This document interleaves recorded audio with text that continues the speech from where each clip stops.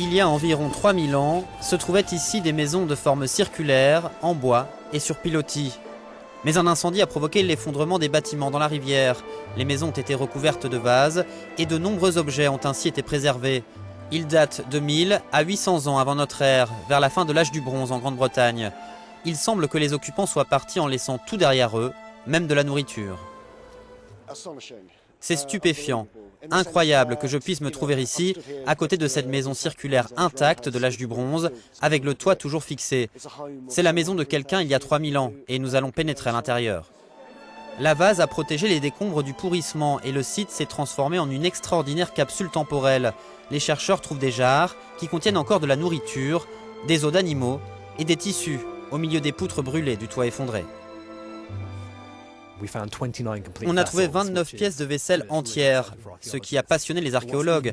Mais ce qui est encore mieux que ça, c'est qu'il y a encore des restes de nourriture ici. Ce sont tout simplement les restes du repas en cours au moment où le village a été détruit par l'incendie. C'est un phénomène très rare, non seulement en Grande-Bretagne, mais dans toute l'Europe. Les fouilles ont commencé en août, 2 mètres de terre ont été retirés. Le site se trouve près d'une carrière d'argile à côté de Peterborough, dans le comté de Cambridge. On le compare à la cité romaine de Pompéi.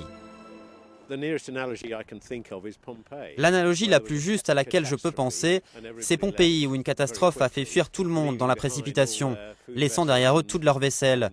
Certains n'y survivront pas. Ici, nous ne savons pas encore, mais nous avons trouvé des restes humains que nous sommes en train de mettre au jour. Un crâne humain a été retrouvé et on a fait appel à un expert des incendies pour qu'il détermine si le feu a été déclenché de manière intentionnelle.